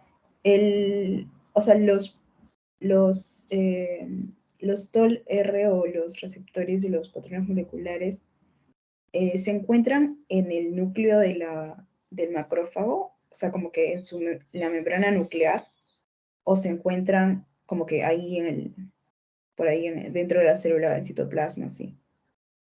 En el caso intracelular. Ya, si es un pump intracelular, va a interactuar con los receptores de reconocimiento de patrones, que en este caso pueden ser los tipo TOL, que se encuentran en la membrana de un endosoma. El endosoma es como una vesícula, una vacuola que está dentro de la célula y tiene una membrana. En esa membrana está ahí el Toll-like receptor, que es un tipo de receptor de reconocimiento de patrones. Y tú te preguntarás, ¿por qué es que está ahí el receptor? ¿Por qué no está en otro lado del citoplasma? Porque cuando ingresa este microorganismo intracelular, pues ingresa a la misma célula. Entonces necesitamos un receptor que esté dentro de la célula. Y ese es el receptor de reconocimiento de patrones del endosoma. ¿Y qué reconoce? Uy, perdón. ¿Y qué reconoce el microorganismo? Reconoce su ADN, principalmente su material genético. ¿Cierto? Mucho más claro, Mica. Ok, entonces, cuando entra el microorganismo, ¿se mete en el endosoma o por ahí? ¿O cómo? Claro, la fagocitosis de este microorganismo se produce en el endosoma. El endosoma es una vesícula que se produce en la fagocitosis del microorganismo, que es, perdón, en la introducción del microorganismo a la célula. A ver, lo vamos a poner acá. La célula de lo que está tranquilita, aquí viene una bacteria. Si esta bacteria quiere introducirse en la célula, pues no puede romper por completo la membrana celular y meterse y ya estar en el citoplasma, sino que para introducirse va a jalar un poquito de esta membrana celular, así. ¿Me dejo entender? No es una fagocitosis. Hace rato creo que le dije fagocitosis. No es una fagocitosis, es solo que la bacteria quiere introducirse a la célula, sí, pero como les menciono, no puede romper la membrana celular, sino que, como ven en el dibujito de la derecha, al introducirse, jala un poquito de membrana celular. Va jalando cada vez más hasta que se introduce por completo y uy, perdón, ahora sí. Se introduce por completo y se queda en esta vesícula que jaló, en esta vesícula de membrana celular que jaló. Y así la membrana celular queda intacta. Esta vesícula en la que se introduce el microorganismo intracelular es el endosoma. Y es justamente en ese endosoma en donde están los Toll-like receptors. Por eso es que los Toll-like receptors los encuentran tanto en la membrana celular, recepcionando microorganismos o PAMs extracelulares, como en las membranas de los endosomas. Así se produce la introducción del microorganismo intracelular en una célula, jalando poquito a poquito membrana celular hasta que este pedacito de membrana celular lo rodea completamente y a eso se le llama endosoma. ¿Quedó mucho más claro, Mica? Ujú. Y en el caso de los, esa célula vienen a ser los macrófagos, ¿verdad? ¿No? ¿O no? ¿O son las células normales? Puede infectar a las células normales de microorganismos, pueden ser células epiteliales, no necesariamente macrófagos. Un microorganismo intracelular, un patógeno intracelular, ¿puede infectar a un macrófago? Sí. ¿Puede infectar a una célula epitelial? Sí. ¿Puede infectar a una célula del tejido conectivo mismo? Sí. Un macrófago intracelular puede introducirse en cualquier célula, no solo en un macrófago. Ah, ya. Y en el caso de, no me refería en el caso intracelular porque de ahí es donde se producen las citoquinas. Entonces, los que producen las citoquinas son, en este caso intracelular, ¿quiénes serían? El factor de transcripción, el factor de transcripción de citoquinas, ¿verdad? ¿O no? Claro, luego de que, una vez que ya se encuentra aquí el microorganismo en esta vesícula, el receptor tipo TOL, el receptor de reconocimiento de patrones tipo TOL, lo que puede hacer es reconocer su mismo ADN, porque el microorganismo ya se encuentra ahí y se va a lisar, ¿no? Por algunas enzimas que puedan estar en este endosoma. Y es así como reconoce el ADN y esta unión del receptor con el ADN, ARN, va a producir una cascada de señales dentro de la célula para que se active un factor de transcripción. Y este factor de transcripción de lo que está en el citoplasma, al activarse, se va al núcleo, como están viendo aquí en la imagen de la derecha. Luego de ir al núcleo, produce la transcripción de este ADN.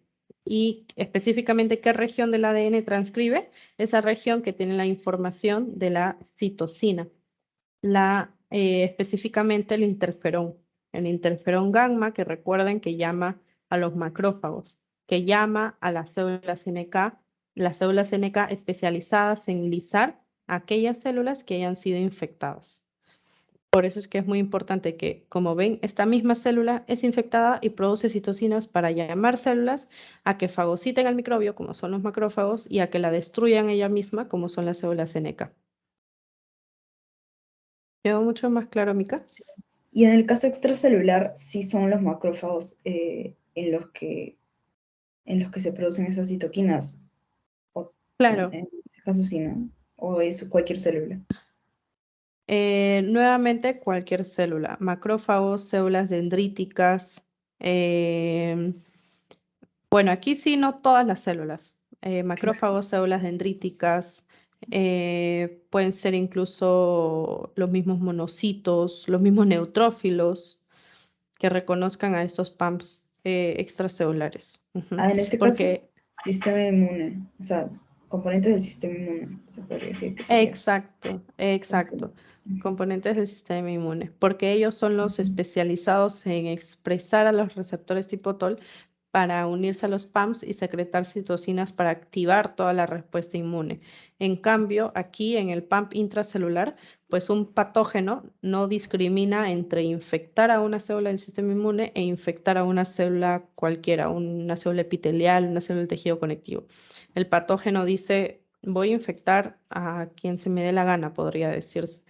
Y ya la célula infectada, tienen estos endosomas a estos receptores para unirse a su material genético. Y estas células también pueden producir citocinas.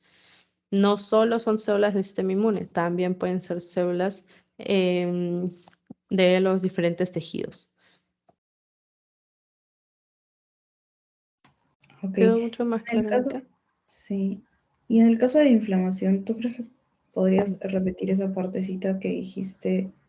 Creo que mencionaste una parte importante que eran ciertas células que actuaban o que iban hacia la infección. No sé si podrías repetir esa parte. Sí, sí, claro. Y justo Para, ya con esto, justo ya con esto estaríamos culminando la clase. Ujú. La asesoría, perdón. Aquí lo más importante en la inflamación, chicos, que tienen que tomar en cuenta es que se produce porque las células del sistema inmune han captado a los PAMs mediante sus receptores, como están viendo aquí. Estos son los receptores de reconocimiento de patrones, los que están de naranja, captan a los PAMs, a los DAMs, en este caso por una infección, como estamos viendo, y producen muchas citocinas. Las células dendríticas, los macrófagos producen citocinas, los mastocitos producen citocinas. Estas citocinas son recepcionadas por las células del endotelio. Esto que están viendo aquí es un endotelio, son las células endoteliales. Esta recepción de las células endoteliales produce que expresen selectinas. Las selectinas son moléculas de adhesión celular. A su vez, las citocinas estimulan a los neutrófilos a expresar también selectinas. Entonces aquí se produce una unión entre estas moléculas de adhesión celular, tanto del endotelio como del neutrófilo. Y así es como este neutrófilo comienza a rodar sobre este endotelio, comienza a caminar, miren, se comienza a unir a las selectinas poco a poco, comienza a rodar, comienza a caminar sobre este endotelio hasta que las células endoteliales expresan moléculas de adhesión de alta afinidad, como son los ICAM y como son los VCAM. Son moléculas de adhesión celular de tipo similares a la inmunoglobulina, por eso se llaman ICAM, similares a la inmunoglobulina. Y estas moléculas ya ejercen una unión mucho más fuerte con el neutrófilo, por eso observen aquí cómo el neutrófilo se queda adherido a esa célula endotelial con esos ICAM y VCAM. Luego de esa adhesión mucho más fuerte de alta afinidad, el neutrófilo decide extravasarse o salir o emigrar o realizar la diapedesis para llegar al tejido conectivo y mediante su receptor de reconocimiento de patrones, recepcionar un PAMP, un DAMP y llevar a cabo una respuesta inmunitaria, que puede ser bien la fagocitosis de este mismo microorganismo o la fagocitosis de un macrófago que previamente haya realizado la fagocitosis. Y aquí están viendo esto, ¿no? Entonces, ¿cuál es el resultado de la inflamación? Es que hay un cúmulo de neutrófilos y también hay un cúmulo de células lisadas, células muertas. Estos vendrían a ser los macrófagos muertos producidos por la fagocitosis de los neutrófilos. Y aquí también hay un exudado de proteínas, un exudado de líquidos. ¿De dónde viene? De la sangre. Es el líquido del plasma. También vamos a encontrar algunos eritrocitos por acá. También vamos a encontrar algunas proteínas. A todo ese cúmulo de neutrófilos, de células muertas y de líquido se le conoce como pus. La pus es característica de esta inflamación. Dime, Mica. Sí, y mencionaste también que aumenta la permeabilidad celular Ajá. y como que eso es porque las proteínas y las proteínas, o sea, es porque salen salen de los vasos sanguíneos al endotelio, ¿verdad? ¿O cómo? Sí, el aumento de la permeabilidad en realidad ocurre cuando el vaso sanguíneo se dilata, porque las células endoteliales se comienzan a separar entre sí, ya no van a estar tan adheridas entre ellas, sino que se separan. A ese proceso se le llama retracción endotelial, ¿ok? Retracción endotelial.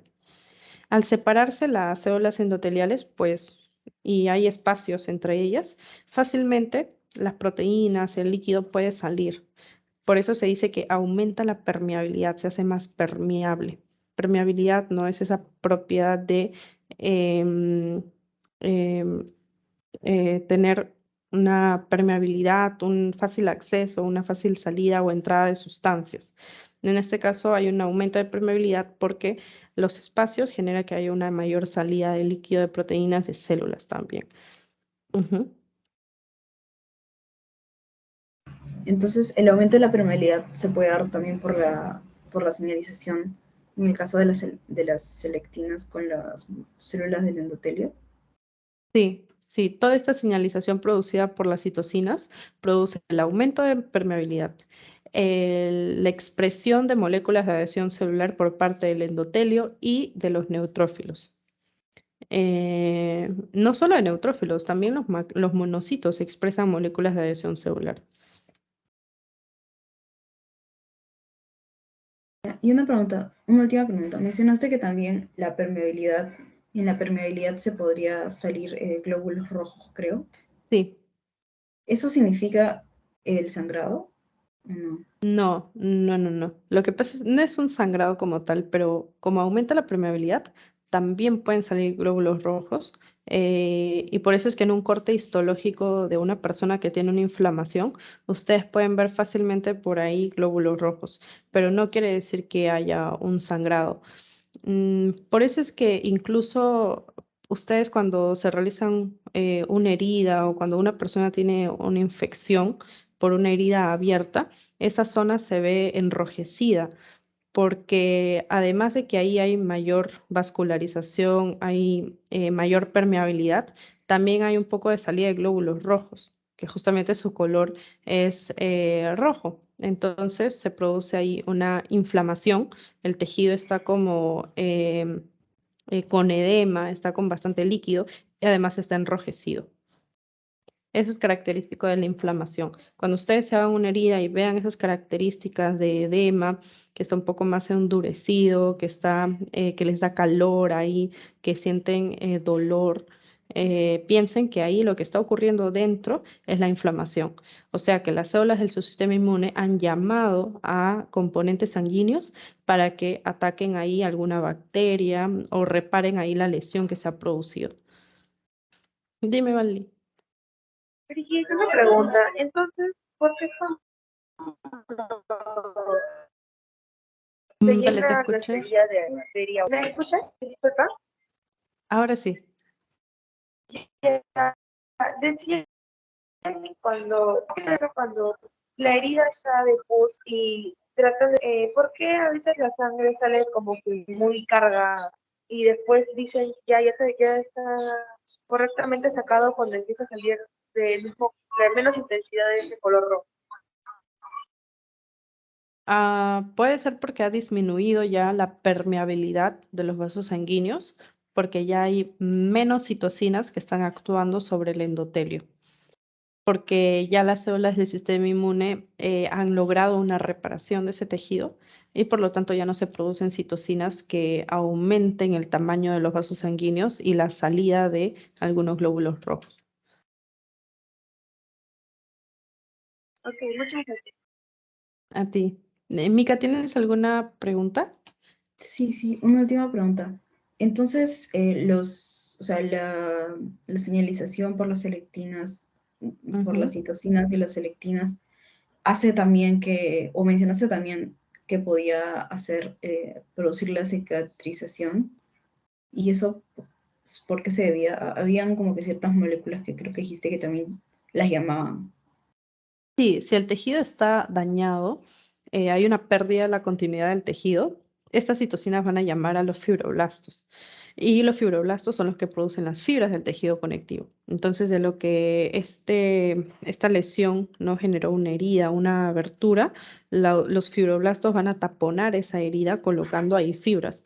Pero ojo, las fibras, los fibroblastos no se estimulan en todas las lesiones. Los fibroblastos solo se estimulan cuando las lesiones han sido muy profundas. Por ejemplo, cuando tú tienes una quemadura de primer grado, una insolación, no te deja ninguna cicatriz. Los fibroblastos no están actuando. Pero cuando tienes ya, por ejemplo, una quemadura de segundo grado, sí va a dejar una cicatriz, porque la lesión produjo justamente este llamado de células llamado fibroblastos.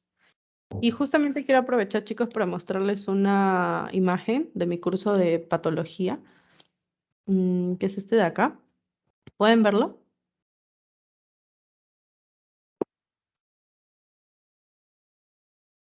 Chicos, No. pues, ¿no se ve? Mm. A ver ahora. Ahora sí. Ya. ahora sí. Este es un corte histológico que justamente es el tema 2 de mi curso de patología, donde nos hablan prácticamente todo de la inflamación. Si yo les muestro mis apuntes de inflamación, les van a decir lo mismo. Hay enrojecimiento, hay edema, hay salida de glóbulos rojos, hay salida de glóbulos blancos. Y aquí, por ejemplo, este es un corte histológico que nos mostraron en la sesión sincrónica de ayer de patología. Aquí pueden ver estos puntitos oscuritos. Son los núcleos de las células endoteliales, que como pueden ver, las células endoteliales están separadas. ¿Por qué están separadas? Porque las citocinas estimularon su retracción endotelial, su separación. Retracción es separación. Y se crearon espacios, miren, entre ellas. ¿Para qué son estos espacios? Para la salida de glóbulos rojos, para la salida de glóbulos blancos. Y por aquí, miren, están saliendo algunos glóbulos blancos hacia el tejido conectivo que está lesionado. Miren, este, por ejemplo, es un tejido inflamado. Aquí dense cuenta que si bien el vaso sanguíneo está por aquí a la izquierda, los glóbulos rojos están aquí, en el mismo tejido conectivo. ¿Es anormal que haya glóbulos rojos en el tejido conectivo? No, porque aquí el proceso que se está produciendo es la inflamación. Y la inflamación, como aumenta la permeabilidad, salen los glóbulos rojos. Entonces, sí es normal tener a los glóbulos rojos acá. Recuerden que los glóbulos rojos luego se van a alisar por las mismas células del sistema inmune, no es que se van a quedar ahí permanentemente. Bien, chicos. Entonces, déjenme un toque. A ver. Para compartirles las preguntas, vamos a hacer solo una diapo de preguntas para no agobiarlos. No creo que se cansen y por ahí que estén con el celular o comiendo, porque las accesos en verdad son para aprender mucho. Y aquí solo mencionarles lo que es la pus. Pus es una combinación de neutrófilos apoptóticos, ADN exudado, proteínas, líquido, producto de la inflamación. ¿En toda inflamación se produce pus? No, solo en algunas. A eso se le llama inflamación supurada. Miren, chicos, que ya les estoy enseñando cosas de pato. Interesante. Aquí está lo que les había comentado. Estos son los neutrófilos saliendo del vaso sanguíneo ante el llamado de alerta de los macrófagos. Aquí recuerden que los neutrófilos liberan sus colagenasas para romper a las fibras del tejido conectivo. ¿Y qué realizan acá? La fagocitosis. Sigamos. Bien, chicos, a ver, vamos a ver esta pregunta de acá. Nos dicen, solo una de las siguientes características corresponde al sistema inmune innato. Sé que es una pregunta, sé que tiene alternativas muy largas, pero a ver, traten de resolverlas.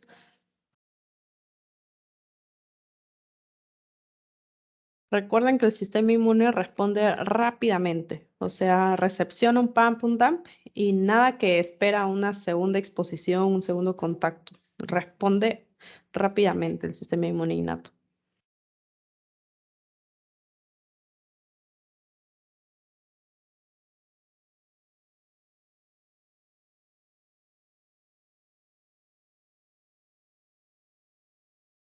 ¿La B? A ver. La B dice, detecta señales de peligro No, la mediante... D, la D. La D de Ah, la dedo. D. La tolerancia a la microbiota evidencia su capacidad de discriminar lo inocuo de lo peligroso. Exactamente, como les había comentado, si bien la microbiota ayuda a que el sistema inmune pueda tener una respuesta eficaz, el sistema inmune no responde contra la microbiota, no genera una respuesta contra ellos porque son beneficiosos para nuestro organismo. Aquí la respuesta es la B. Esto de anticuerpo monoclonal es para que ustedes la respondan con su lectura de seminario de inmunología, ¿ok? Así que ahí se las dejo. También es una pregunta de examen. Aquí todas las preguntas son de exámenes. En un adulto joven sano, la población leucocitaria más abundante en sangre es...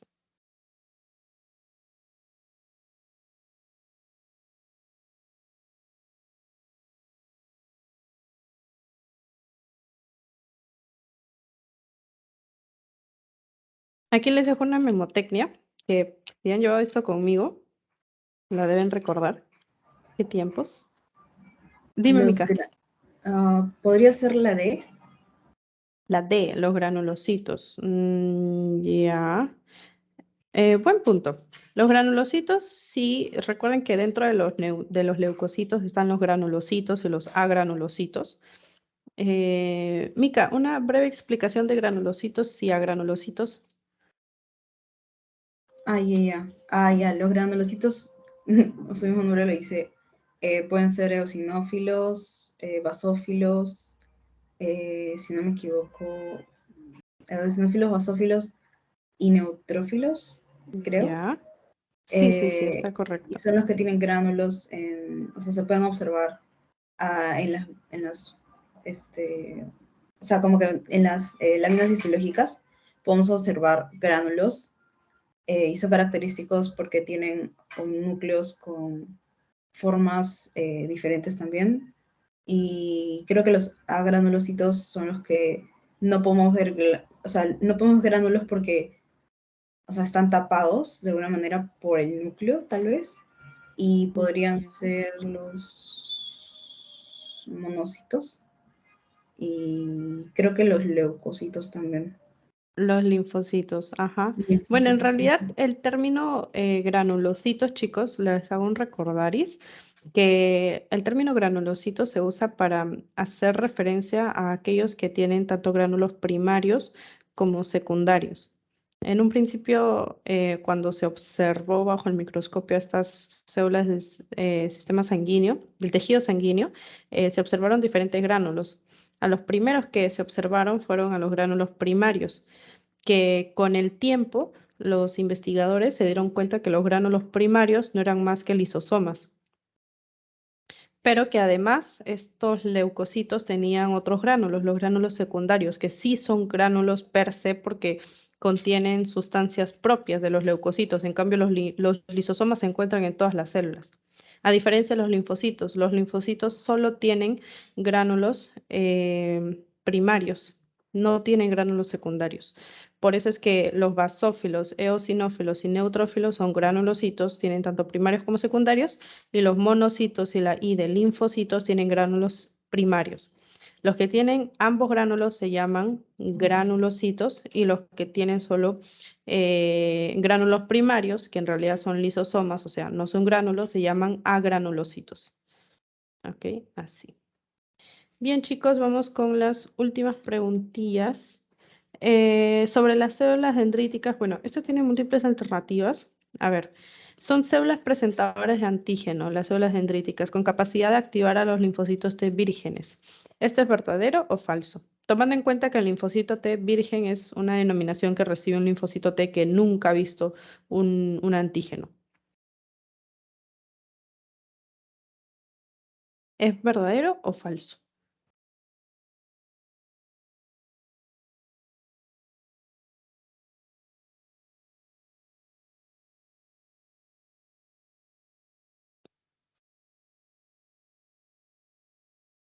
Les doy pistas.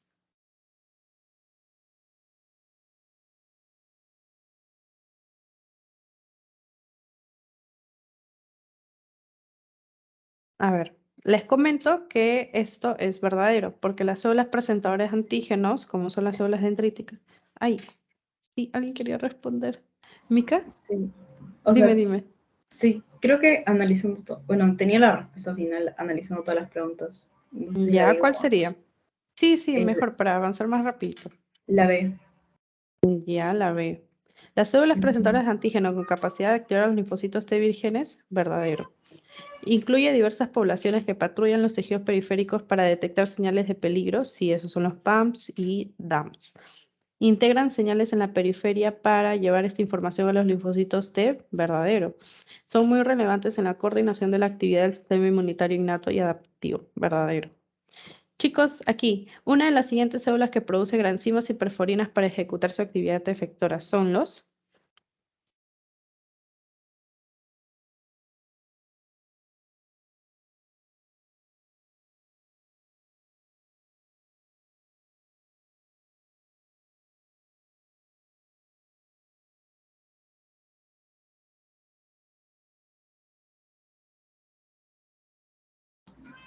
La A.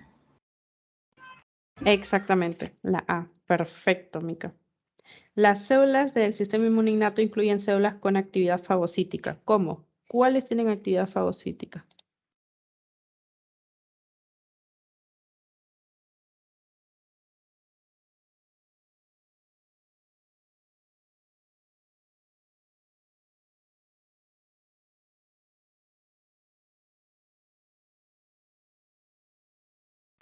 La A. Exactamente. Chicos, sé que esta clase ha durado mucho, pero espero que les haya gustado. Espero que les haya servido todos los dibujos, esas preguntas. De hecho, hay más preguntas en la siguiente diapo. Si desean las respuestas, normal, me pueden escribir al privado, porque recuerden que esta es la diapo con anotaciones. Y